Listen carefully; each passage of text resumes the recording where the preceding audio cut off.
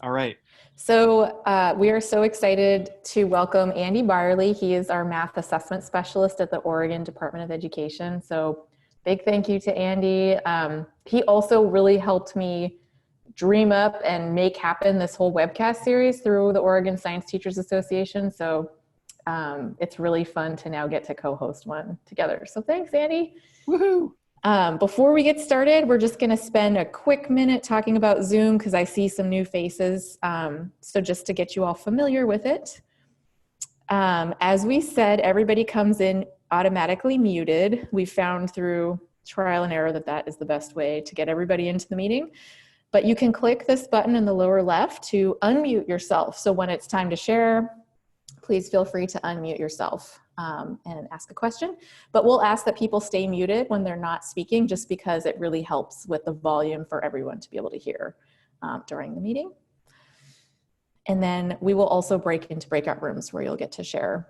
Also, we ask you turn your camera on if you are on a device that has a camera so that we can see you. We love to be able to connect with colleagues across Oregon, and even we've had people from other states join. And it's just nice to have that FaceTime, especially for folks who are in rural settings who don't get a lot of collaboration time with colleagues. So we appreciate if you can have your video on and be participating with us. That would be great. Plus, then we get to see whatever cool art is behind you. Like you all are looking at like what my daughters have made me over the years. So yes, you can plan your backdrop. And then this is optional, and I don't think this will apply today, but just know that you have the ability to share your screen with Zoom. So if you're in a breakout room with a small group and you want to share a document of some kind, that's something you could do if you click that button, the green button that says share screen. And then we also have the chat feature, so you can type in a question or an answer to a question in the chat box. And periodically, I'll be trying to keep up with the chat. So if you're more comfortable typing in a question than calling something out, go ahead and do that. And then I can say, hey, tell Andy we've got a question here and help kind of moderate that. perfect. Speaking of chat, I would love for you all to introduce yourself in the chat. So just really quick, we'll have your name on the chat, so you don't have to type that unless maybe there's multiple of you there. But what district or school are you in? Maybe give us a hobby or two that you love to do. And I would really love to get your thoughts on this prompt of what is math? So take a minute to find that chat button and give us some thoughts here.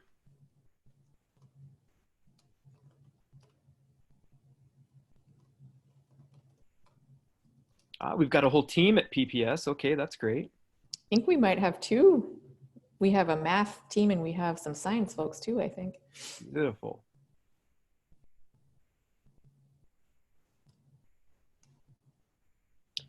And as you're thinking about what to type, there is no, this is designed to be a very low floor prompt. So don't try to overthink it. In fact, for those of you that might be, opening up a Wikipedia page to try to copy in the definition of math, it's not even something that mathematicians can agree on. So.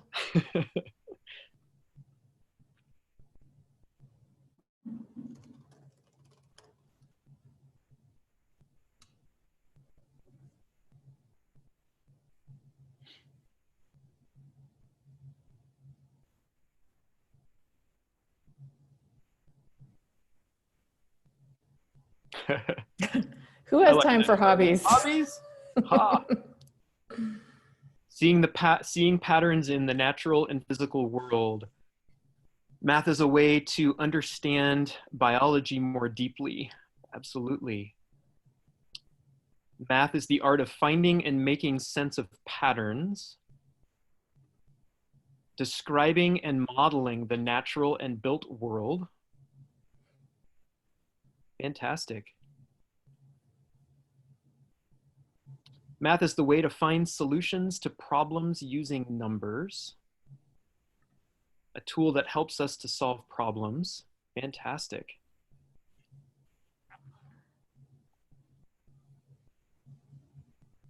Math is a subject you teach from 8:15 to 9:15. One in every crowd, huh, Frank? Math is logic and quantifying the world around us. Math is the art and science of numbers. Okay. Keep your answers coming. Keep your responses coming. I'm going to come back to this a little bit later on in the webcast. And then what I'm going to do based on what you all have typed in is curate those responses and put them in a word cloud. I'm just personally curious about what would happen when we do that. And again, there is no wrong answer to this, even for those who teach it from 8:15 to 9:15. Okay. Well, you've told me a little bit about yourself. Let me tell you a little bit about me. As Leah mentioned, I just recently transitioned to the Oregon Department of Education. I was most recently in Hillsboro, supporting high school teachers in math and science. I love hanging out with my family. I am the proud dad of a 5th grader and a 3rd grader. We love playing soccer and ultimate frisbee, and I am a huge Philadelphia Eagles fan. And fun fact, I just turned 40. And my wife and my parents went in to get me a trip to Philly for my first Eagles game ever. Woohoo! Okay, a couple of community agreements, and these, we may find these to be relevant or not, but I give them to you as something that I wonder how these might work in your classroom. So the first is, nothing that you do here reflects on your intelligence. Okay, we're going to do a little bit of math. We're going to dialogue with each other. I'm going to ask you to do some reflecting and some thinking. So nothing you do here reflects on your intelligence whatsoever. Okay. The second agreement that I hope we can all make is that if something isn't the right level of difficulty or complexity for you, make it right. Do what you need to do to make it right, especially when we're in our breakout rooms. Okay, so for those who have your video on, if those sound good, just give me a thumbs up. Perfect. Okay. So we really have a couple of intentions today. One of them is I have done a lot of reflecting over the past few months on bringing science and math together. I have lived most of my professional career in the world of science, actually. And I claim that being a science teacher who has been immersed in the shift to NGSS has made me 100 times better math teacher. And I just want to share a little bit of my musings along the way and get some input from you as well. So one of our intentions is just to look at the key shifts from NGSS and how those might apply to math. Another intention is to promote the curiosity and wonder in math as we talk about doing in science. And third is to increase our confidence in integrating math and science concepts and practices. And I want to be really explicit up front that with that last one in particular, I'm not going to spend a whole lot of time on integrating math and science content like you may find in an integrated unit. And so we'll talk about some entry points for that. But if you've joined today thinking that you're going to walk away with a beautiful unit designed for bringing math and science together, I'm going to be working more at the task level and in terms of thinking. So I'm sorry if that disappoints you, and I hope that you'll hang with us and get a lot out of the time. For you, what does it look like to be successful today? It looks like fully engaging with your colleagues here in Zoom. We'll give you some opportunities to share both whole group and in your breakout rooms. Success today looks like being able to convincingly explain your thinking and your ideas to everyone or to your small group. And success today looks like identifying one or more things to bring into your teaching practice. Take a risk, try it out, and see how it fits. Okay, So I'm going to kind of frame the webcast in three big ideas. The first one is we're going to talk about mathematical phenomena, and I've put that in quotes for a reason that will be apparent really quickly. We're going to talk about purposeful math practices, and I will integrate that with what you all have been immersed in with the science and engineering practices. And we're going to talk about math identity and agency. And again, I'm hoping to take some of my learnings from NGSS and look at them in a math context. A lot of what we're talking about in a math context could easily go both ways back into science. Okay. Leah, I wonder if you'd be willing to read this quote. Sure. Thank you. A strong grasp of science concepts at an early age is not only a foundational building block and a gateway to STEM learning, it's also a major predictor of success later in school and in life. Teachers, proven to be the most important factor in a student's in-school learning, are a critical lever to helping all kids get access to foundational science, especially in the elementary grades. They are positioned to help students connect with their natural curiosity and experience the joy of experimentation, problem solving, and inquiry. All right. Other than being described as a critical lever, I wonder what your thoughts are after reading this. Something that you agree with, maybe something that doesn't surprise you, anything come to mind? Go ahead and unmute yourself and give us your thinking.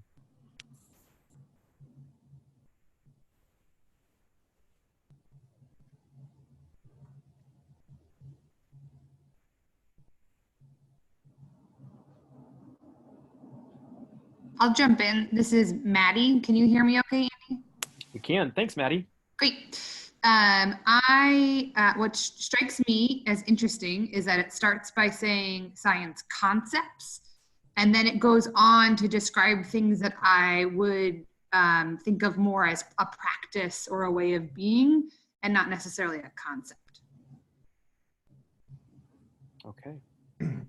I can speak about second grade teaching science. The natural curiosity and experience of joy is like when you really do it well and everything's clicking, like kids just come alive with it. And that's just so exciting to see. And it makes teaching so much fun. But I think there's the whole part about the confidence in teaching to get there, which is kind of a long road. But once you do, it's such a nice thing to see. Absolutely. Love that reflection. Thanks, Frank. Let's hear from one more. Any other critical levers in the room? Not to be a downer, but I feel concerned about when children don't have elementary experiences. Does that mean that they're not going to make it? Because it's saying they need those to be like successful in school and in life. So what if they don't get it? I can address that one since I have kids who 18 years old, but don't have fifth grade math. And it's basically, they pick it up as if they were in fifth grade. They're 18 years old and they're learning fifth grade math. They have the pathway. What bothers them is that they're 18 and that some of them realize they're doing fifth grade math. So they have their own depressions. But to answer your question, if they miss it earlier and then they start in a program, they work their way across.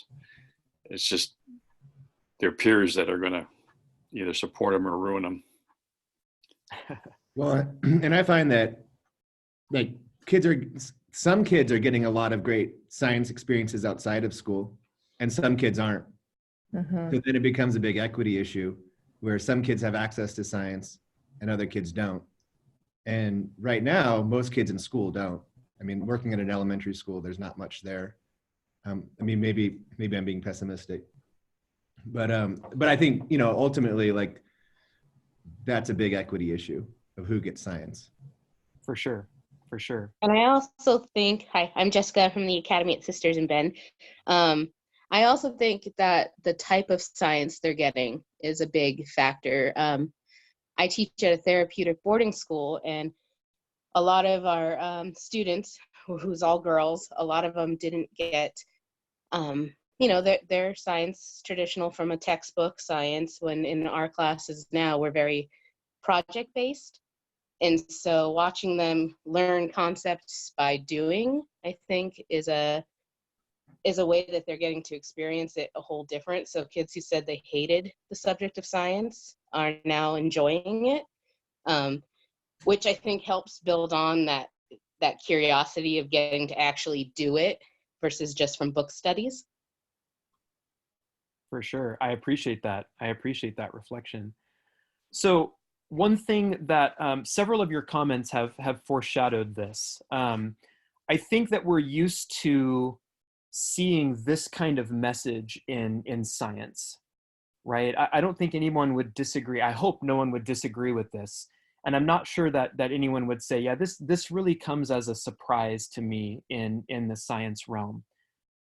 What we're not used to seeing, and the alignment here got off, is that I actually replaced the original text of this quote with science. This originally is a quote about math. And a couple of comments alluded to this, but what if math was something that students were positioned to experience as joyful and could pique their curiosity and was rich in the inquiry and the problem solving that we typically associate with science. I mean, at least in terms of inquiry. And there is a lot of work going on around the country and actually internationally right now about looking differently at math, particularly at the high school level. And so I want to lead with this because everything that we do today, when we picture what we want our science classroom to look like, I would argue that we want the same for our math classrooms. And it's not going to be exactly the same, and we'll talk a little bit more about that. But in terms of providing tasks that students can be curious about, that they can experience joy in solving, I would claim that that's exactly what we want to do for our students in math. So another resource that many of you may be familiar with is this chart that is a new vision for science education. And we did a lot with this in Hillsborough. We turned it into a sorting activity. We had it as an anchor chart. But this is the chart that started as science education will involve less and it will involve more. And I'm just going to quickly put these up on the screen. And I'd like you to think, just privately, think about if this was math education will involve less and math education will involve more. How many of these would still apply? How many may not apply because there's just too many differences in math and science? But just kind of reflect as we scroll through these. How many of these may be math, applicable to math as well?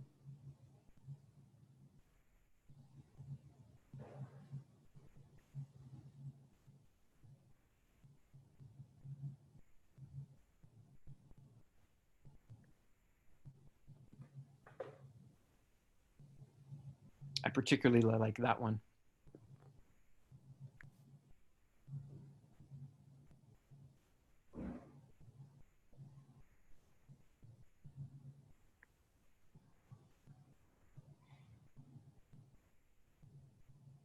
So you could imagine, even though the language of some of these is like, cookbook labs, you could imagine a math equivalent of that, right?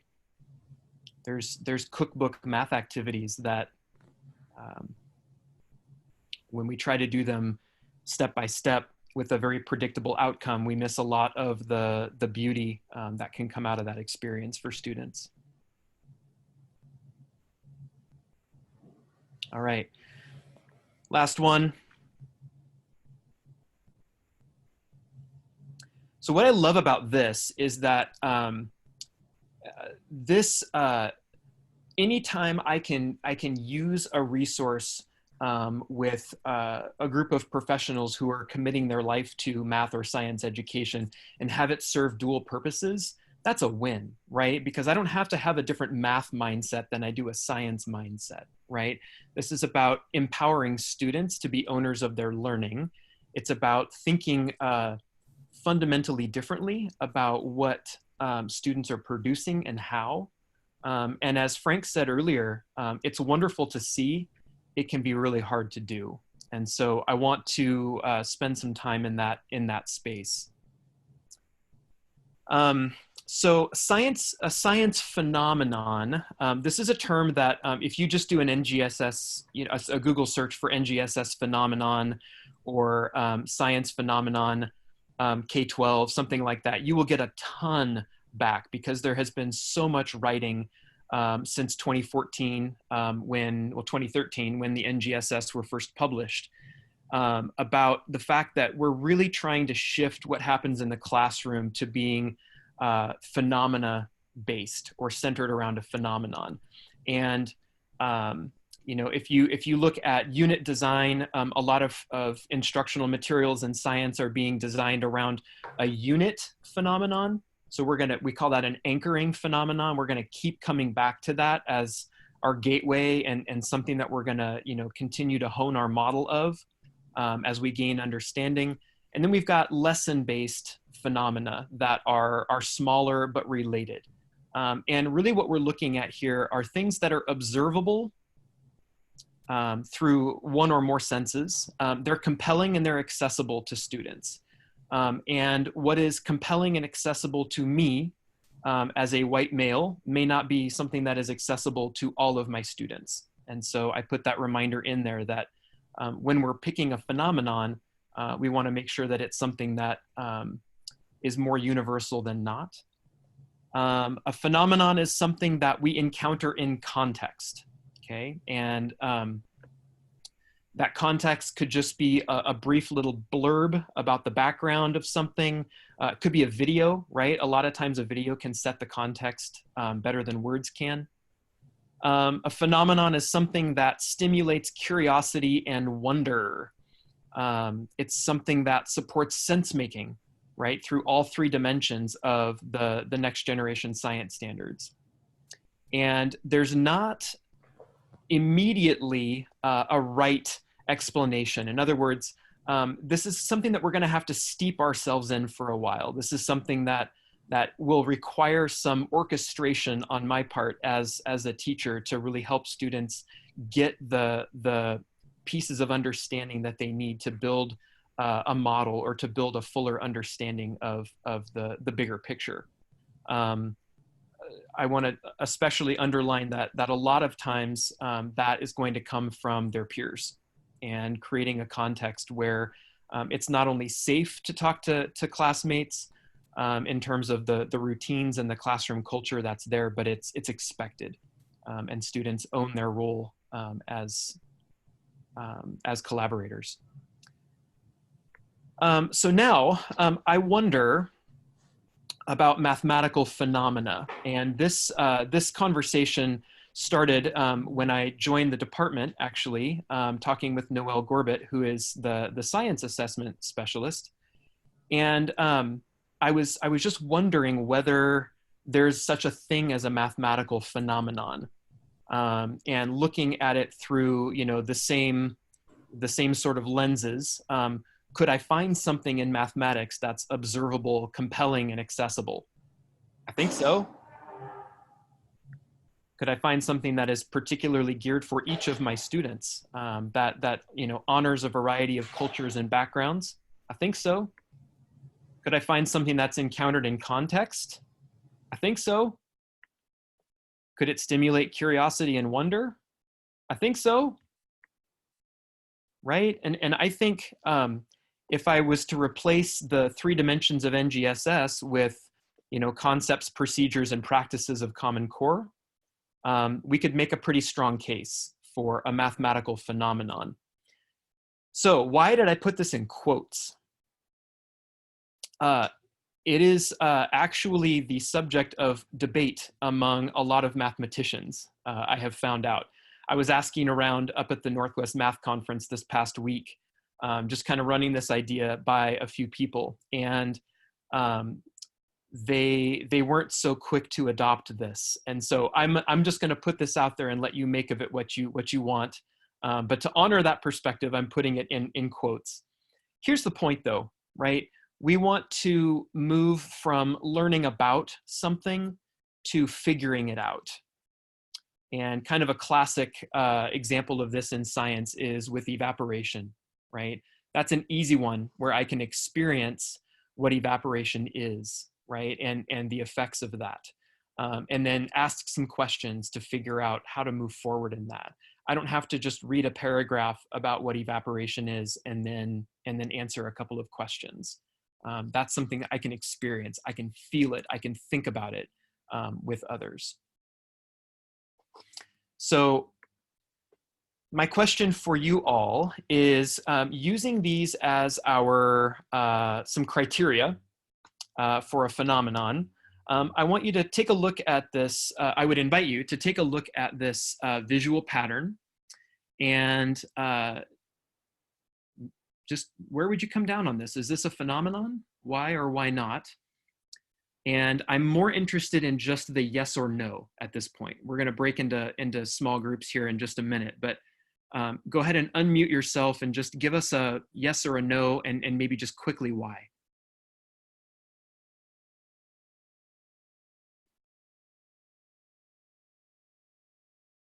Well, I think it's definitely something we can observe. We're seeing it grow. For me, it stimulates curiosity because I wonder, well, if it keeps coming outwards, is the pattern going to change? Like, is there something outside the growing X? Is there a box around it eventually? Kind of looking at it, well, this is what we see now, but what happens 10 boxes from now? Mm-hmm. Good. I find that it stimulates the curiosity. They see something getting larger. Then some of them might start counting, and they all have that goal as what the next one would look like. Or even going backwards, what would be the one smaller than 5? I was just going to say, that is, what if I told you that the pattern was actually shrinking rather than growing? Would that change your curiosity at all? Others? To me, I think it doesn't really have any context. We don't know, like math is sometimes done with a purpose. And when you look at it, you don't know what the purpose, you don't know the story behind it. And for me, that's why it actually is kind of the opposite. I'm not that curious about it because I don't see the purpose or what's the big deal, you know? But if I had some context, maybe then I would say like, whoa, look at that. Okay. So I would submit that this does not have a context to it, right? We could put a context to it, but in and of itself, that's going to require some work from me as the facilitator of this task, right? Is it observable? Yes, absolutely. Is it compelling? Maybe, right? Maybe. Is it accessible? Pretty accessible, especially if you had some paper in front of you and could draw, or graph paper, or even some manipulative, tiles of some kind. But where this one falls short is in being encountered in a context. And I love that line of thinking. So we're gonna break into breakout rooms here, and Leah's just gonna split you out randomly. So you'll be in, I don't know, let's do maybe groups of 4 or 5, Leah. I'm going to invite you to take a look at a different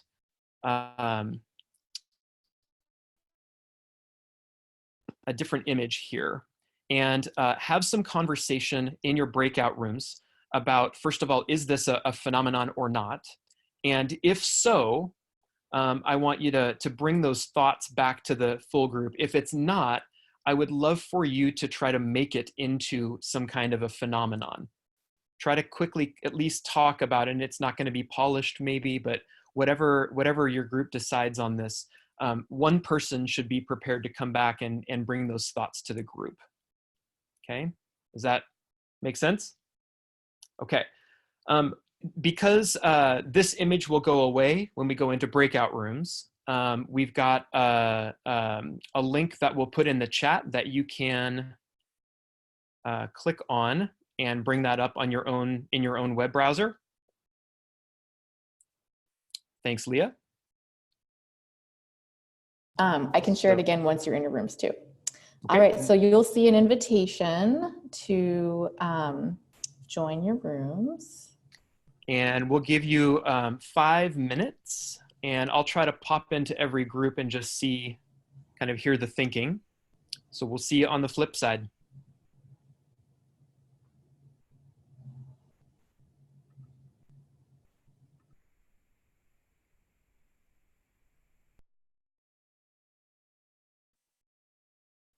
All right, so how do I get to another group? Oh, there we go.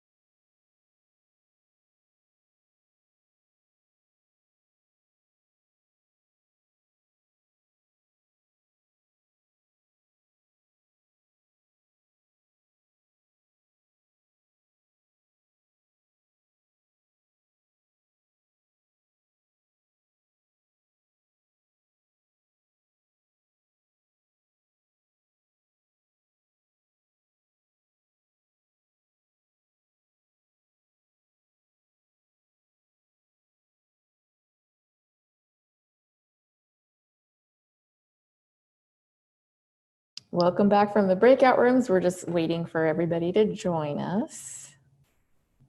They're all coming in, I can see. Woohoo!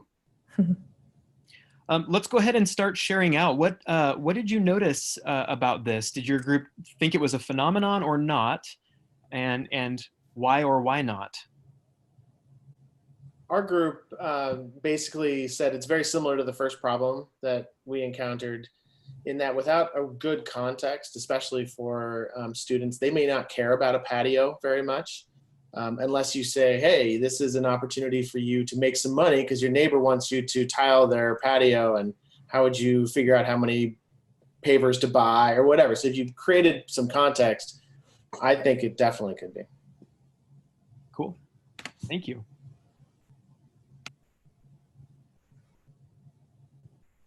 How about another breakout room? We kind of came up with that same kind of conclusion that without context, we kept going like this, like, I don't know. And we had talked about, you know, how many, we had a lot of ideas of how to throw it into context, whether it be ratios, fractions, how many tiles we would have to do to tile a whole ballroom with that same pattern. We came up with a lot, but we agreed that you need that little bit of context to decide if it is a phenomenon or not. Great. Thanks, Jessica. How about another breakout room? Hey, Andy, our group was kind of talking about all the different mathematical concepts we could possibly apply, anywhere from the ratios of the different types of tiles, the dark and the light.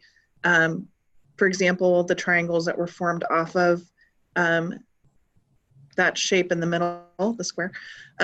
Plus, I think you took that picture on the Capitol Mall, possibly. And I'm intrigued on who was driving on the Capitol Mall when they're not supposed to.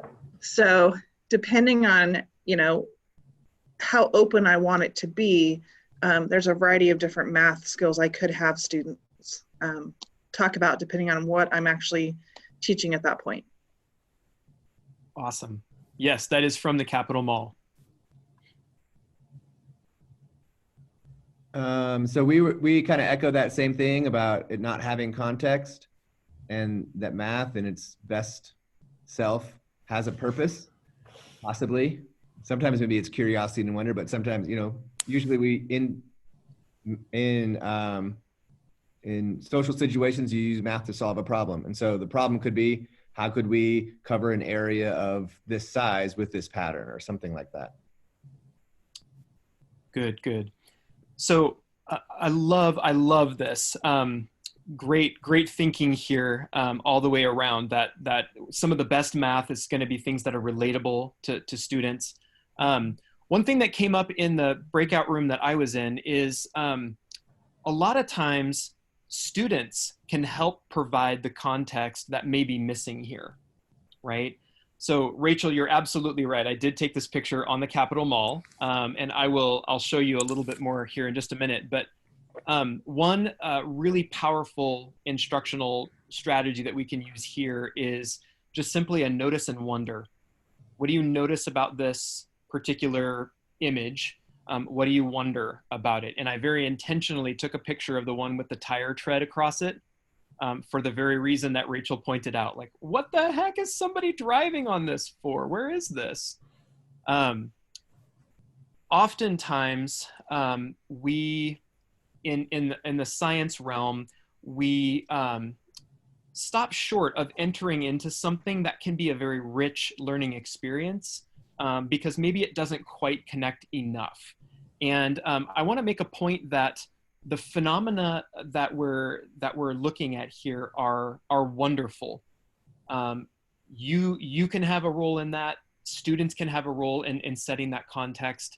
But there's also a lot to be said for a rich task. And this can be a very rich task, even if it's something that doesn't have a context to it, right? Here's one example of how this might become a phenomenon that has a context to it.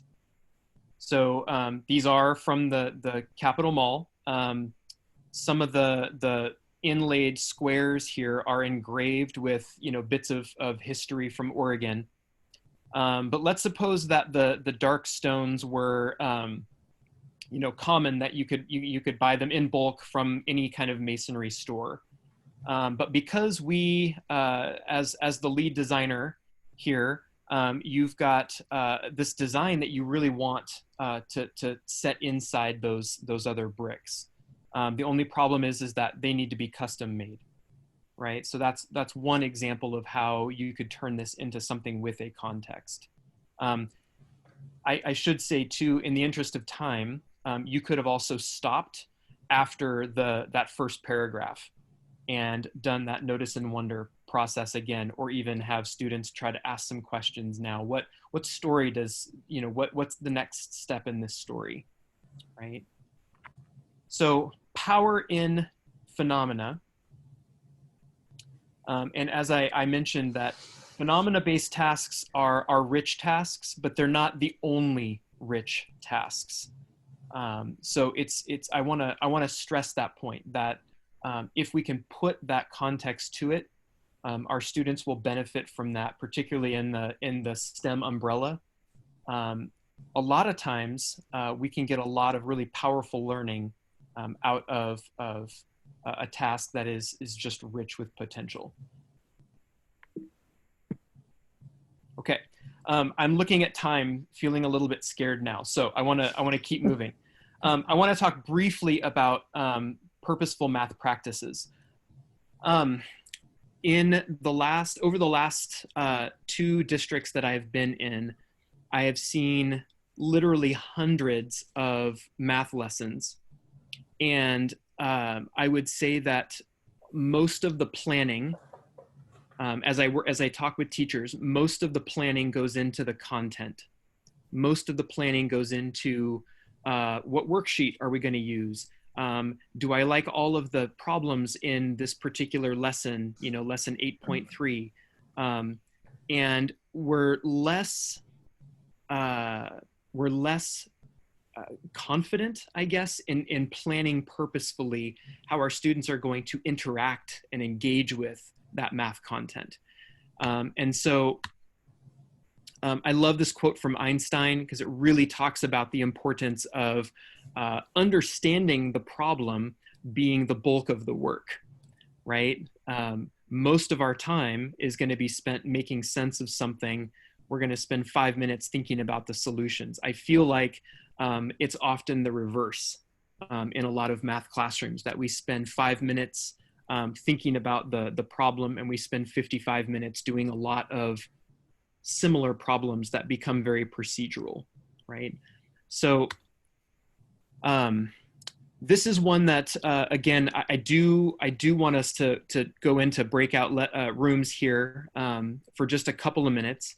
And if I gave you a calculator that had some keys that were broken, you might think, well, this isn't good for anything. I'm gonna go find one that works. I'm gonna challenge you to think of as many ways to make 21 on your broken calculator as you can. Okay, and I'm purposefully choosing a task here that may not have much of a natural real world phenomenon to it, just to see that we can still get some rich work out of this. So in your breakout rooms, Leah has another link that has this image, so you don't have to memorize it or write it down. But using any of the blocked out keys here, how can you make 21? Okay, spend 3 minutes on that as many ways as you can. And I'll send that link out again.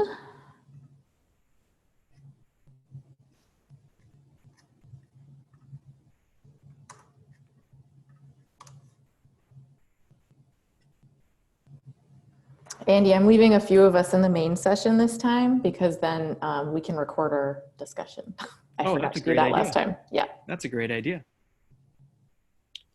All right, y'all, let's do some math. All right, so we got 6 plus 6 plus 6 plus 3. All right. Ooh, we got another one here, 7 times 3. 7 times 3, okay. Rocking the Buckingham. 9 times 3 minus 7. Say it one more time, Sarah. 9 times 3 minus 7. Okay. Late in the day, I got my math back straight. So 9 times 3 minus 7. I actually get 20 there, but. Oh, minus 6 then. Yeah, there you go. There you go. Still doable. Still doable. 8 times 3 minus 3. 4 plus 5. Let's see. Oh, we have 8 times 3 minus 3. Ah, there you go. 63 divided by 3. 63 divided by 3. Ah, okay.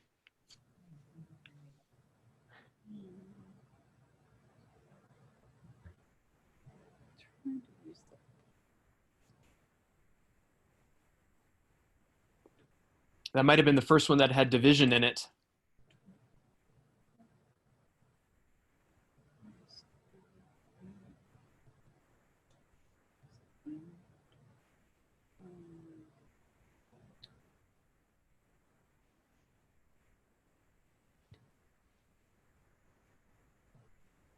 How about patterns? Can you see a way of doing this where you would start to generate some patterns of numbers?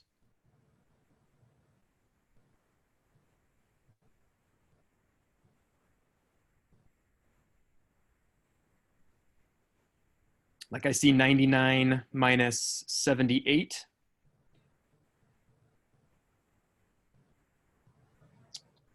And you could also do 98 minus 77. There's a certain amount of like families of these that could stay together.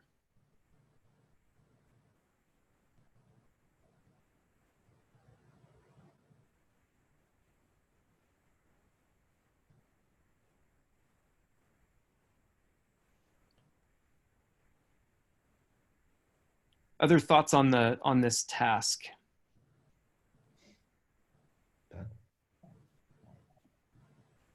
I think it would be fun for kids to do with a calculator. Like if it was broken, that they could play around with it. Yeah, for sure. And it does force you to think differently about numbers and all the different ways you can get to a number. There you go. There you go. Yep. Yep. You could also present like you can only add. How can you do that? Or you can only subtract, or you can only do a certain math function with the numbers, and then that can develop the pattern maybe.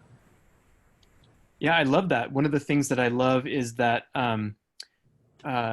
when you blank out one of the operators, right, that makes you think, like almost forces you to have to think more creatively. Yeah. Right? I love that.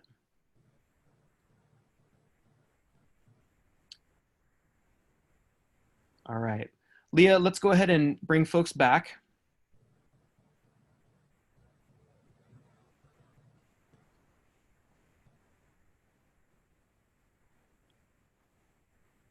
And I guess we are in the main room, so we'll start to see our friends come back and join us here.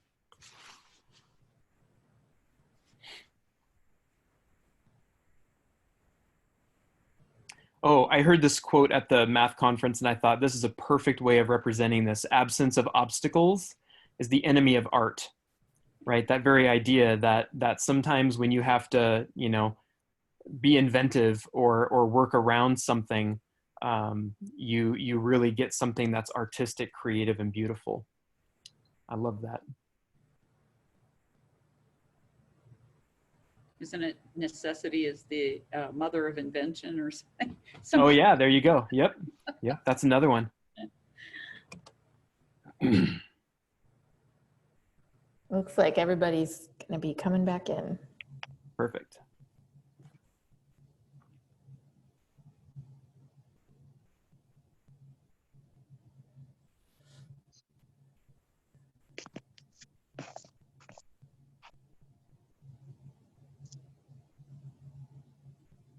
So are a lot of the groups waiting to the automatic return? In other words, they went to the bell. Yeah. Yep. Yep. I noticed that. Yes, they waited till the very last moment. One of the things that came up in our group is in relation to that quote at the top. This type of task really stimulates some creative thinking, and we have to get inventive, right, to work around not having the functionality of a couple of keys. For the sake of time, I'm gonna keep going here. If we had more time, I would really want to spend some time identifying what we did in terms of the math practices. If I had a list of things that I wished I had known before joining ODE, this would be among the top of them. Any math task that is that students would see on their statewide summative assessment has to have a practice aligned to it. So it's not just content. Every single item has to have a standard for math practice aligned to it. That, to me, underscores the importance of really planning these in and not just leaving it to chance, right? That students are going to engage in these. And so sometimes that means how are we going to make sense of the task?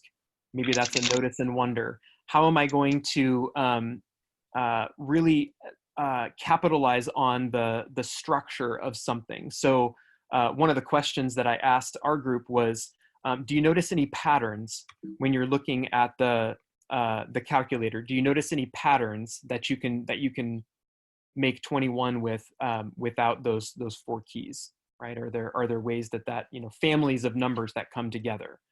I want to think that through, right, purposefully before I use this task, so that I make sure that students can see that connection. These slides will be available, and the 2 arrangements here of the standards for math practices are really thought-provoking, just in terms of how could they all come together in your classroom, in your learning environment. Depending on who you talk to, I've worked with folks in districts before that really pay attention a lot to math practice 1, right? Making sense of problems, persevering and solving them. Math practice 3, which is all about constructing viable arguments and critiquing the reasoning of others. and number 6, which is attending to precision. There are others like this one that say, you know, really overarching everything is this math practice 1. And we've got these sort of out here like, you know, petals on a flower, how some of the practices show up across the board, but not in an overarching way. I would really encourage your team to explore a math task, preferably a phenomenon that you want to use with students, and just have somebody sit back and check off, like, which of the math practices does the team engage in, how often. Do that in your classroom, just as a little inventory, and see what you come up with. What are the math practices that students come by very naturally? What are the ones that maybe we need to plan more intentionally to get our students immersed in? One gift to math teachers that to my knowledge, science doesn't have are these math teaching practices. So this comes out of the Principles to Actions text that was published by NCTM a few years ago. And these are the teacher moves that really get students engaged in these. And I've seen a number of different arrangements of these, and I can recommend one to you that we used in Hillsborough. But when I'm engaged in these practices, my students will be engaged in the standards for math practice. I love that. This gives me as a teacher a really concise place to begin my planning. Okay. The last one, I'm going to breeze through. That in no way represents its priority in all of this, because talking about identity and agency could be an entire course, much less an hour-long webinar. It is 5:30, so I understand if some need to go, and thank you for joining. But I have really, I developed quite a passion around this particular topic. And again, a lot of the early work that I engaged with in my own equity journey and in the all means all journey came from NGSS, and specifically from the case studies in Appendix D. I want to make the case that we have a lot of work to do in our math classrooms if we want our math students to engage in the rich sorts of tasks and phenomena-based tasks that that we've just dipped our toes in today. At the beginning, I asked you guys to put in the chat, what is math to you? And in some manner of speaking, I believe all of these statements represent what math is to a lot of our students. It is a very unique gatekeeper in our educational system, right? It is a language of patterns and a way of solving problems and a tool and all of that. And those things are very beautiful. But the reality of the way we're practicing math in a lot of ways looks very different to a lot of students, right? It's one of two indicators of general academic success, right? We've talked about that in the science community for a long time. Why do our district administrators only look at our, English and math scores? Why aren't they looking at science, right? We've built that into our system, right? So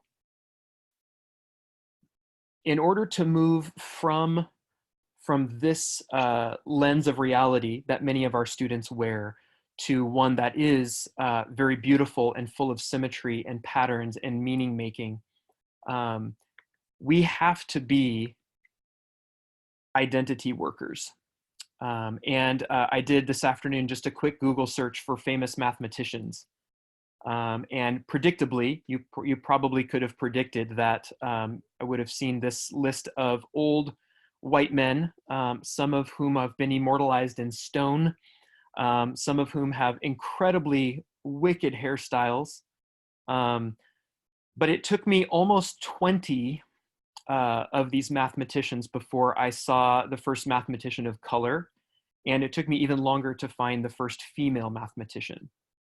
And I believe that our students need to see that diversity represented in the field of mathematics, because so much of what they've been steeped in is a very white interpretation and identity of math. And so I want to leave you with this idea of students being authors of mathematics. We talk a lot about students being doers of math and students being doers of science. And I want to push that thinking one more level to having students being authors of the mathematics. That involves what, the phenomenon based tasks. It involves that shift from learning about to figuring out. It involves specifically presenting students with the opportunity to interact with each other and to spend some time immersed in a task. That broken calculator task, we could have been done with that in a minute if we wanted to. And we had some groups that were working, could have worked past the bell, so to speak, in their breakout room. Are we choosing the tasks in our classroom that would serve that same function in a science classroom? We spend an entire unit working through making sense of a particular phenomenon. Do we give our students that same sense of agency in a math classroom to bring in different perspectives, to really ask different questions and think creatively? I would say that is paramount for us right now in a math classroom. So some parting words for you. This comes out of the same text that that initial quote did, where I had replaced science or math with science. And I would love to visit your classrooms to see that sense of positive feeling, especially a positive identity, and that sense of ownership of the math, that joyful curiosity, the connection between and among the different math concepts, and especially to the other STEM subjects. So we didn't have a chance to go as deeply into this last one as I had hoped, but I wanted to make sure that I at least talked about it. We are way past our time, but are there any other questions or comments or things that you have struck you from this as you leave?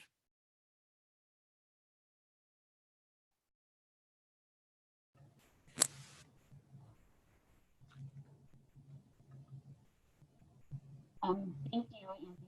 This is Jen. Sorry, I'm not visual. I was multitasking in my kitchen. Can you hear me? Barely. Okay. Yeah. Okay. Thank Much you better. so much. Yes. Okay. I'm yelling. So thank you so much for doing this. I love seeing laid out all the parallels between science and math. And I've just been thinking really for years, but especially in the past few days, about how skills-based teaching, both in language arts and math, is a huge disservice to our students. And especially it's an issue of equity. And so this lens of seeing the practices really and phenomena reach students and engage them is a really exciting lens with which to view possible solutions. Yeah, I really appreciate that, Jen. It is my biggest hope in this is that particularly, and I should have said this at the top, but I think a lot about my elementary friends who feel a lot of that pressure of the early, the importance of early math, the importance of early science. That is daunting to begin with, much less when you consider that, many elementary teachers are teaching 4, 5, 6, 7 different content areas with often much, much less prep time than their secondary colleagues. And one of my biggest hopes here is that instructionally, we can begin to see a lot of those parallels between math and science that will have our work in one of those content areas will pay dividends in the other, right? If I've been in the science realm working on making that shift to a phenomenon-based classroom, where I'm anchoring a unit in a phenomenon, I have that entry point for math as well. If I've been really tending to the math practices on the math side, of course, we've got the standard or the science and engineering practices on the science side as well, but planning intentionally for those. I really just see a huge cohesiveness behind all of this that doesn't require us to reinvent the wheel when we do math time versus when we do science time, right? So I appreciate that lens. Yeah, thank you. Other thoughts or questions? I will share a lot of resources with you in the follow-up. I'm so grateful that you chose to spend some time this afternoon on the webcast. And there's a survey here that I'll put up on the screen. I welcome your feedback. I did not realize that an hour would pass quite this quickly. So I felt a little bit rushed getting through it all, but we love to hear topics for future webcasts and where you'd like to see this time go. November 14th, we've got the next one set. Back by popular demand is Berkeley Gadbaugh, who is going to return to this theme of NGSS-ifying your curriculum. I would invite you to wear a math lens as you attend that and think about what it would look like to NGSS-ify your math lesson. I think I can say that and have it make some sense now. Yes, and we've heard a lot of feedback. People are interested in student discourse, so we're going to try to, if you attended it last year, we're going to try to shift it and update it for you this year with some discourse in mind. So perfect. Any other parting thoughts?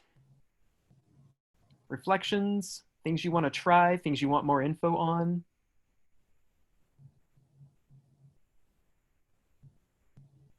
Andy, I threw this in the chat. I'm just super curious of what pushback you got from math folks around phenomena. Like, what was their hesitancy? So that's for a later conversation, but I just would love to know. Yeah, it was some really interesting conversations. I'll follow up with you on that, Maddie. All right. Thank you all so much for the work that you do for all of our young people. As the parent of two of them, I just am so impressed with how you all show up for each and every one of our kiddos every day. So thank you very much. And I look forward to continuing this journey with you, both on the math side and the science side. Take care, everyone.